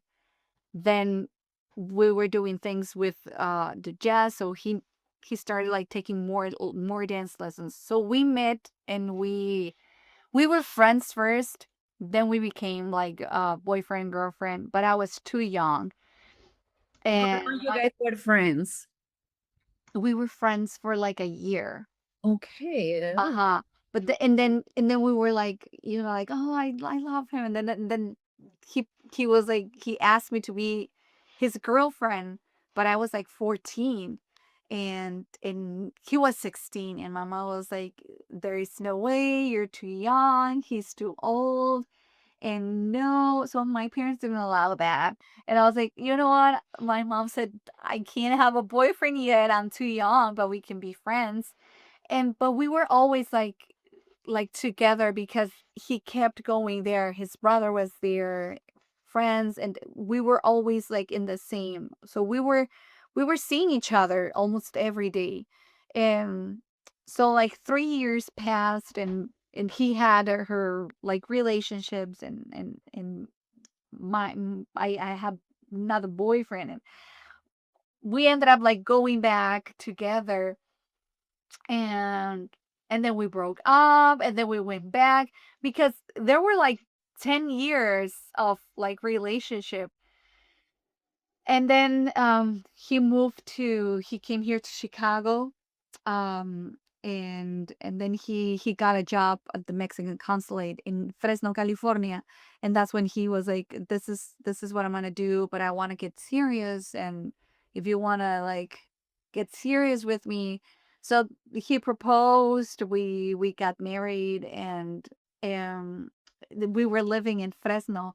But I'm telling you, we will go back from 13 years old. I got married when I was 26 years old. So it was like more than 10 years of us knowing each other and going back and together and broken up.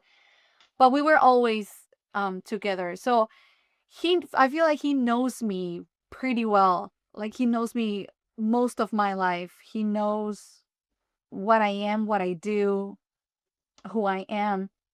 And then we got married, and then we moved here. We had our daughter.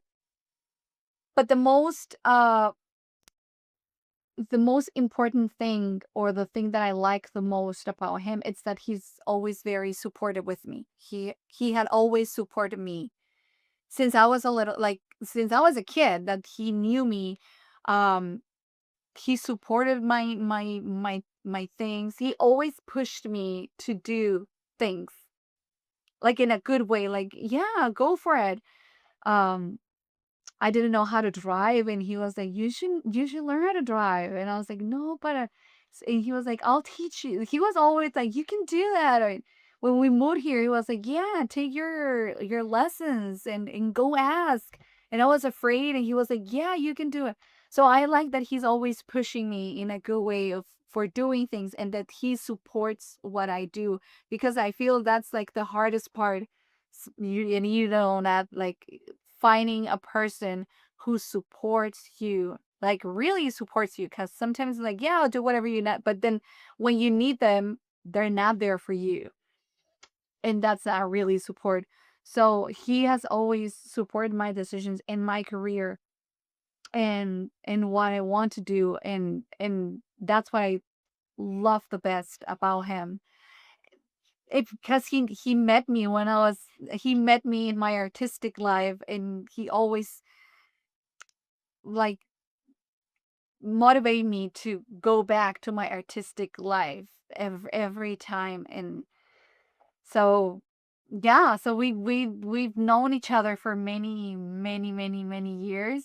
Wow. uh we've went to like through a lot of stories, like sad stories, good stories, romantic stories, until we came here to this. We were living in Fresno, and then we moved to Chicago. So the reason we moved here is because he wanted to do his master's degree here in the University of Chicago. I didn't know the city at all. So I was there in Fresno, and he was like, I want to do this.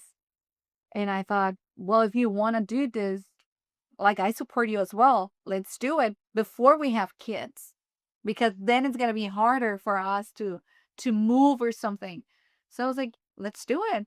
He was like, are you sure you want to move? And I was like, yeah, sure. You know, you're young. You don't know what it takes. Like, you don't realize what's actually going to happen when you move. But I was like, yeah, sure, let's go.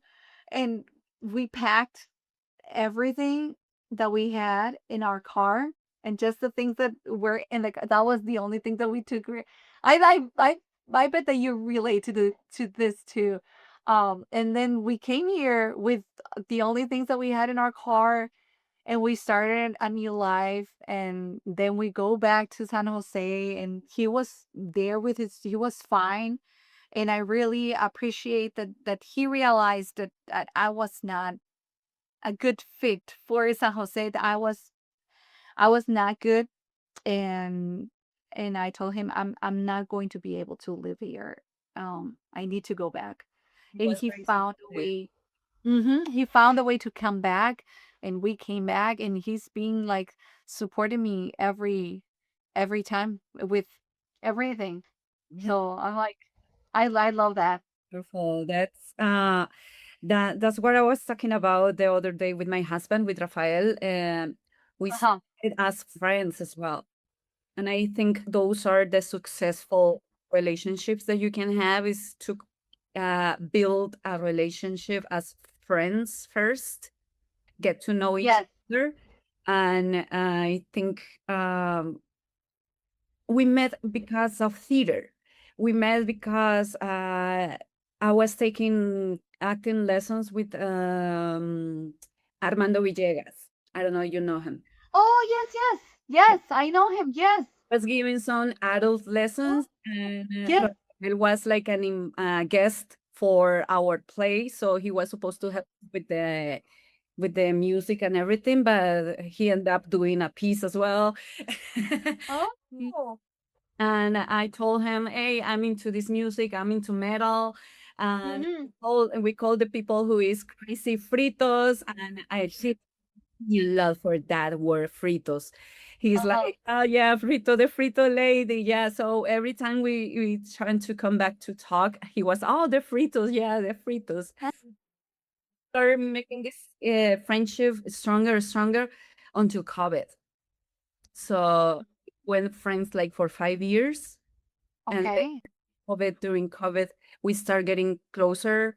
I had a situation with my health. I had health issues, and he was the only one with the car taking me in and to the appointments and everything for my doctors.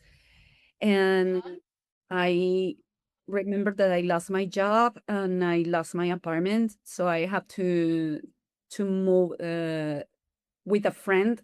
And then I didn't have a good experience with a friend because I had three cats, and my cats were annoying him. So I have to move again. And then Okay. Rafael was like, "Why don't you move with me?" And I was like, "But Uh-huh. sure we shouldn't be like dating first and then move together." He was like, let's try, move on, let's move on." And I moved, and since then Oh, so we, you skip the whole dating part. yeah, and remember that we broke up later in 2022. We broke up for 3 months, and then when we came back, I decided that I wanted to move to Los Angeles to pursue my acting career, and Uh-huh. I got the scholarship, so it was done. Like, I'm leaving by myself or with you. What you wanna do? So he was like, "If you're leaving, we should get married." And I was like, "Okay." And then, Okay, let's do it. so fast, 15 days to organize Yes, I everything. remember. Yeah, yeah, yeah. We called you. I remember. Yeah. Yes. And we made a successful wedding, and it was wonderful. We shared with our friends, and we moved like 15 days after the wedding, I believe, or 1 month. I don't remember. But Uh-huh. we moved in the car with our little things, with a couple of balls and a couple of forks that the mom gave us, Yes, and with the and cat. that's it. And we moved to California. And now we're transplants in California. And it's been wonderful. My health is better. I feel way better here. I don't know if it's Okay. the weather, probably. The Okay, maybe. situation is like when it was cold, when it was like snowy, or when it was dark, I felt sad. I felt depressed. I feel like I don't want to do anything, moody. And Oh. here is Yeah, different. it Every day is sunshine. yes. Yes. And he was very The supportive. seasonal depression, it's true. It's a real thing. Yeah. It is. I will ask you also that question before we move to another one. How would you consider you surface your the time of anxiety and depression that all artists have in their lives? So it is a stage that we have our as artists. So how Hmm. do you manage, and how do you we went far and surface that? Yeah, so I think like like my my deepest point with depression and anxiety was when I was in San Jose. Um I felt like yeah, that was the worst. That was the worst part of my life. Um the thing with me is I had my daughter and she was the reason for me to like wait like stay out of bed. Um because I had to take her to school, pick her up or do things, but she was my reason to keep going. But that was the lowest point. I feel like mm, after talking with my therapist, I realized that first of all, I am not a person who can live without the arts around me. And that's something that affected me a lot when I moved there and I didn't have that part. So I feel like I was pulled. I wasn't pulled because that was my decision, but I was like pulled from that from my life, my community, my friends, my singing, my and then I was just like dying inside. Like that was not me at all. I didn't so I was I wasn't happy in San Jose, so I would spend every long weekend or vacation or any time that I could do, I would spend it at Tijuana with my family because I was close there. But then I started to feel like I didn't belong in any place because I know like Tijuana, that's my place and it's my family, but I would stay with my parents as a visitor, like I'm visiting, which, like I am visiting. This is not my house and this is not my life. I'm just visiting for a few days. So I don't belong here. I can't feel alive here because I don't live here. And then I go back here and I don't feel like I fit here. So I didn't have my place. And it was very, very hard. I would just like be depressed and cry and have like panic attacks and feel like I couldn't go outside. Um, didn't feel like safe going out. Um, which was really hard for me. I feel like the part is when you feel like you're not yourself. When you realize that you're not yourself anymore, that's the hardest part. And that was when I decided to ask for help because I realized that was not myself. I was like, I am used. I've been working since I am 17 years old, and I would go places. I've been always like this, like working here, teaching lessons here, driving there, taking the train in Chicago at night and like taking precautions, but I was fine. And then finding myself not being able to go outside or feeling safe and so that's when I realized I'm not myself and I can't do anything. So I need help. I need someone to help me get back to who I am. And that's why I started therapy. And when with the therapy, that helped me a lot. So I was in therapy for more than 2 years. Um, I stopped a few months ago. Um, just for like scheduling issues and things like that.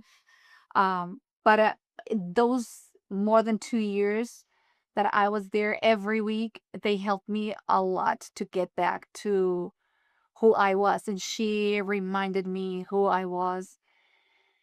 And then when I started to feel happy again, not happy like you're always smiling and feeling happy, but like when you feel like yourself. Because when you feel like the voices inside your head are taking control of your actions, that's the worst thing. It's like it I it's I know this is not me. I know they're the voices inside of my head, but I can't help it and I need help. So I feel like therapy it's a I mean every person who feels in that way that they're not being themselves and that like they feel like they need help, they should look for help because it really helps a lot. And then I felt again myself. I moved here to Chicago and it wasn't immediately, it wasn't just about moving and like when you go to therapy, there are layers and this is like, okay, you're going to different places. But then after of like a year and a half of being here, like I started feeling again myself. But yeah, that was my lowest, San Jose. I Yeah. would I would be always grateful for that, for moving that. I mean, it was a bad experience. It was a bad moment in my life, but I feel like it wasn't needed because when you come back from those stages of life, you come as a different person and stronger and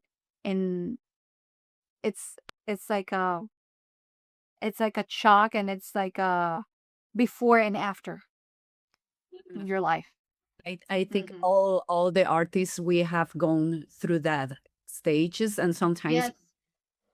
go through that twice, three Oh times, yeah, many times. definitely. I mean, you're always surrounded with your like you work with your feelings. You deal with rejection and anxiety and all the time. So it's like you're always there. I think we should talk more about the importance of taking care of your mental health when you Yes. into the industry. Yeah. Yeah, like in general, but when you are into the music industry and the acting industry and you use your feelings, that's something that you have to be always taking care of. There's people who uses the method. Do you use Oh,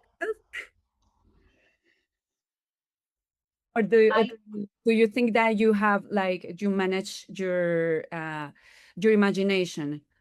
No, I feel like I am a natural method girl. Like for me, which I know it's hard and we shouldn't be like doing that, but like every time that I go for a dramatic character, like Elvira, for example, that was a very dramatic play for me. I would cry every show. Um but I had like in my mind I had to become Elvira and live through her skin and like feel that moment. But yes, so you come home and it's like it stays there and your energy is drained and it's like and it's I I I I remember like talking to my mom and I was like, I don't remember like when I was going through anxiety, yes, I would cry, but like there's sometimes where you're not actually crying, you're just like Numb. just like Numb. numb, uh-huh. I don't remember myself crying that much for so long. And it's like it's exhausting. Your body, it is exhausting. And definitely it should be a topic, the mental health for artists because you can't help it. I mean, even well, I don't know how you manage that, but like for me it's hard to use my imagination or like detach from that character when I'm doing the scene. Like I have to become the character, which is bad, but it's like I don't know. Do you do the same thing? There's actors who enter into character before shooting a film or before a stage, and I'm not agree with that kind of input. I would prefer to use the imagination, and for that, it requires a lot of exercises, a lot of imagination, a lot of always imagine you are doing this, always imagine it comes this light. When you have all those images, and obviously the movement, they work everything on you in the school. But the wonderful thing is to work with imagination. So you want to hurt yourself doing the method, or like you have to take care of your instrument, and Yeah, the emotion can be measured by imagination during a play or during a shooting. Yeah, so that's what I think. And there is actors who actually does yeah, the. that's the healthiest. Mm-hmm.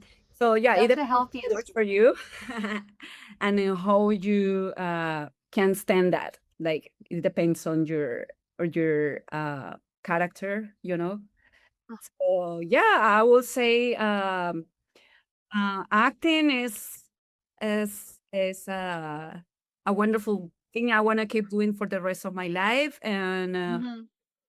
um, it can help you out, uh, like placing in the shoes of someone else, Yeah, and work with your imagination is wonderful. So that's what I suggest.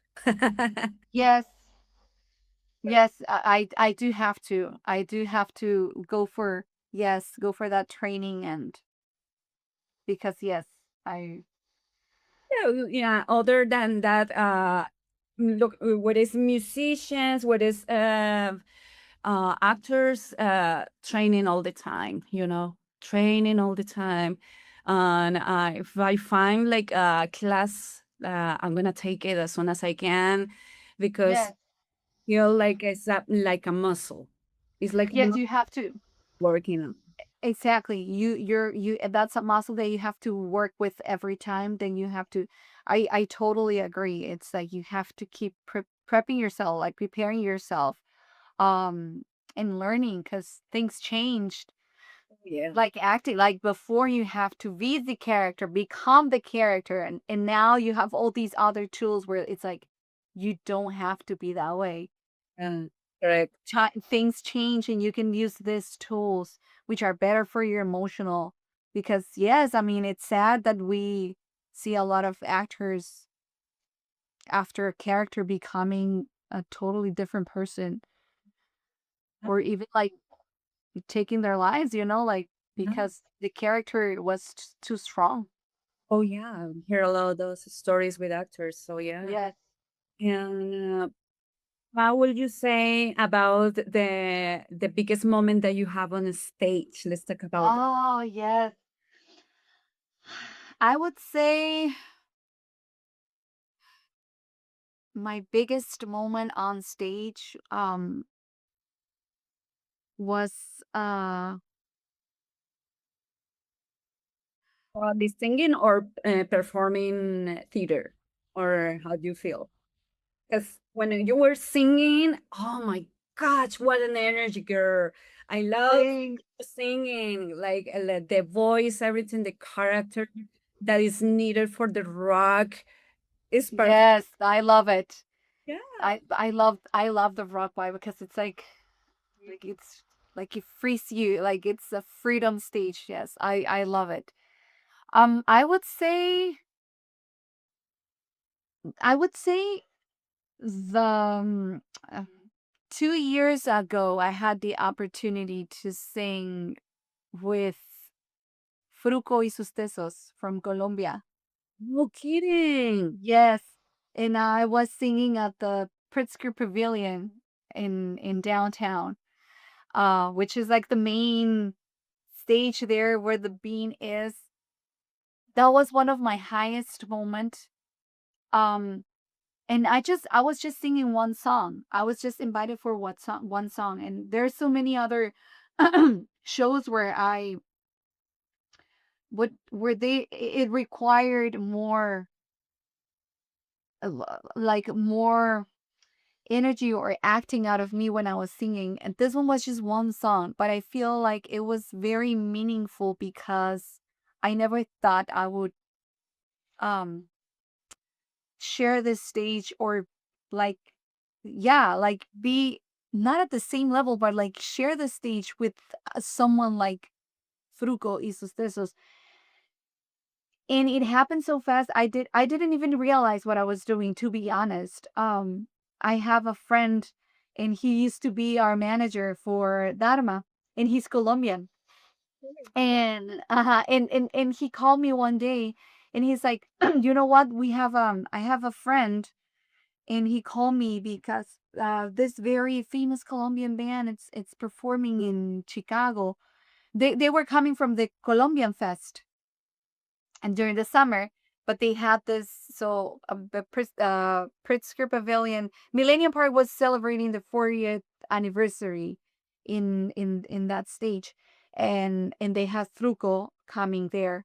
And he was like, I have this very famous Colombian band, and they're looking for a singer to sing El Viejo del Sombrerón because it's a duet. And do you want to do it? And I'm like, yeah, sure. I didn't know who they were. Like I was not aware of anything. And he was like, and the pay was good. And I was like, okay, yeah, good. So I did it. I prepped myself. I learned the song. And then like I to be honest, I just did a small research and that was it. Then I went to the rehearsal and I talked to Fruco and I was talking to him and he started talking to me about all his career composing all this beautiful like all these iconic songs that I've been dancing for weddings my whole life. And I'm like, did you compose the songs? And he was like, yes, I am the composer when I was doing it with La Sonora. And that was me and we were working and but this is the song that I and now so he talked to me about his career like human to human, like we were talking backstage, and it hit me there, and I was like, I I didn't even realize who I was sitting with, like the character I was sitting with, the character where I was singing with, and I was so nervous when I was going to stage. I remember I was that was the worst. I was trembling. I was with a friend, and he was like, Mora, you got this. It's like, it's just one song and and I'm like, yes, but now I know. Like I know who I'm singing with. And look at the like at the big stage, and like the summers here for the Pritzker people, it's It's a big huge crowd of thing. people. It's outdoors, right? It's outdoors, yeah. So people get there, a lot of people with their picnic and everything.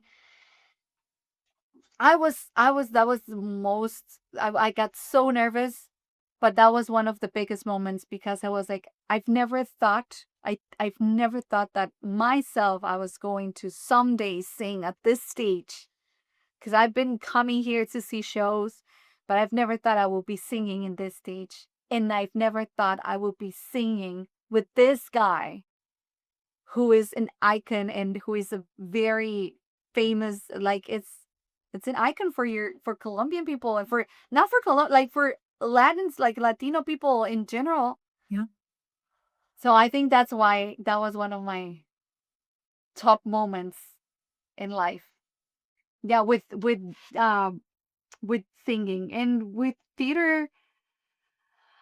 I've had a lot, but I feel like West Side Story is going to be one of those. Like I'm feeling it right now. If I'm Well, not that. perfect for you, right?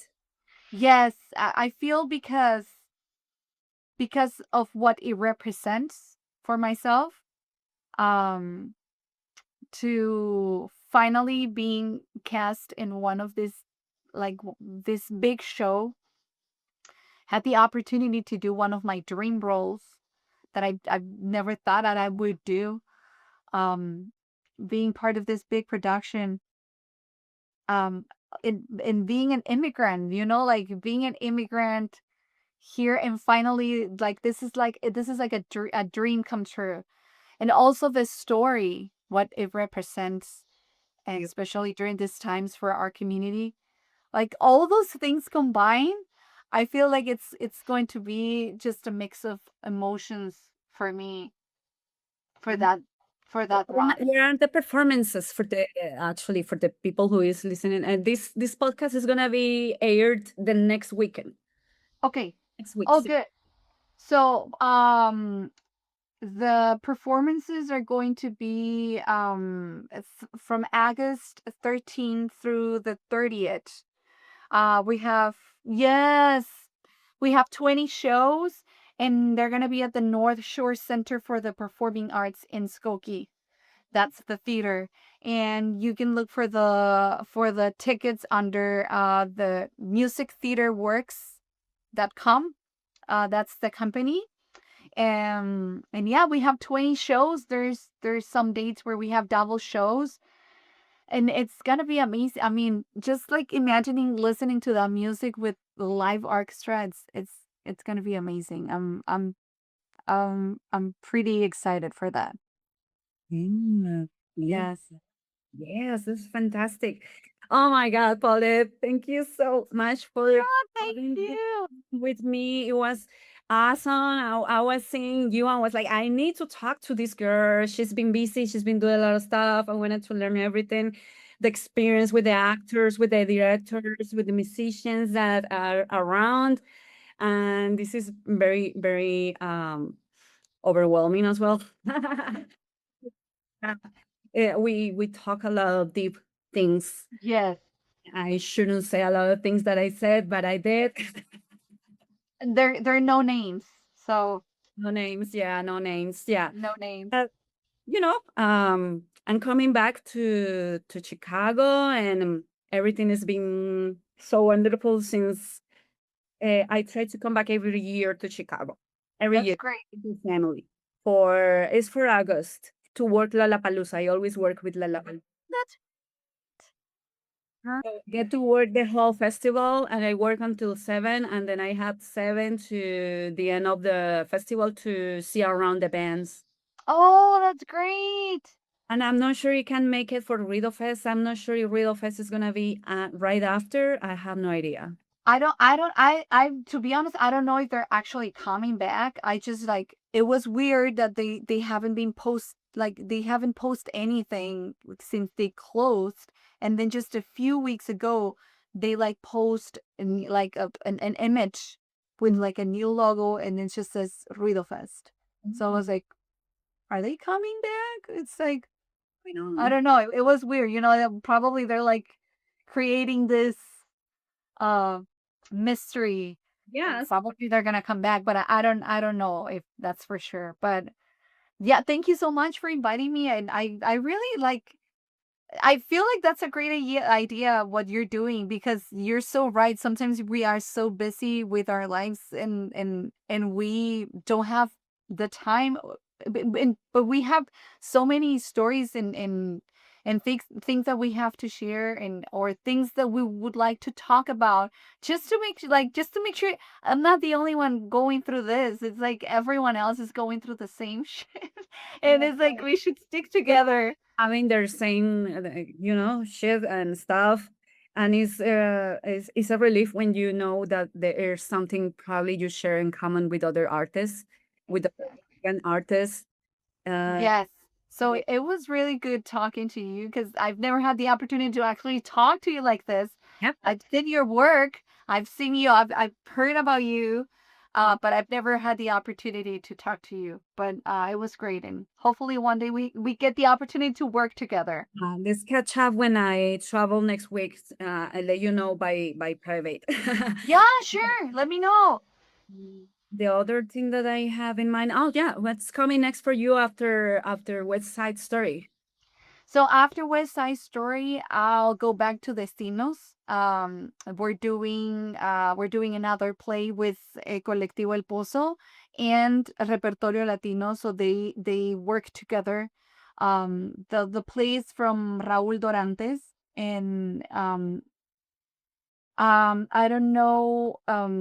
I don't know the name of the director for the play. But the play it's El Evangelio Jornalero. We have been doing stage readings for that play, and he's going to present that in collaboration with Repertorio Latino Theater, because it has been hard for Latino theater here as well, especially with everything that's going on. Fundings and grants um have been cut, and so now it's been more difficult for companies. So they both decided to work together, and they're doing this play, and I'm going to be performing in this show for October. So that's for the Destinos this year. I'm going to be part of a show called Mexico Vivo. Yeah, Manzanita Parra, she does this with Alejandra, and it's a beautiful show, an hour and a half of mariachi and regional music from different like composers. And this edition is going to be Reinas y Divas, which are like the most iconic singers in Mexico with mariachi, and live music and dancers and actors. So that's gonna be for September, and then October we're doing El Evangelio Jornalero for Destinos, and probably there's gonna be a monologue that I'm going to be doing for November for Dia de los Muertos. And monologue? Do we have a name for the monologue? Not yet. I'm still talking to Rochelle about that. Oh, he's gonna Uh, work the monologue. Yes. So he's gonna do that monologue, and we're talking about that monologue, but it's going to be about Dia de los Muertos. Uh, I remember and I worked with Rochelle. yes, Yeah, he worked with us in Repertorio Latino. I was invited to Repertorio Latino that's to, why he was La Pulga.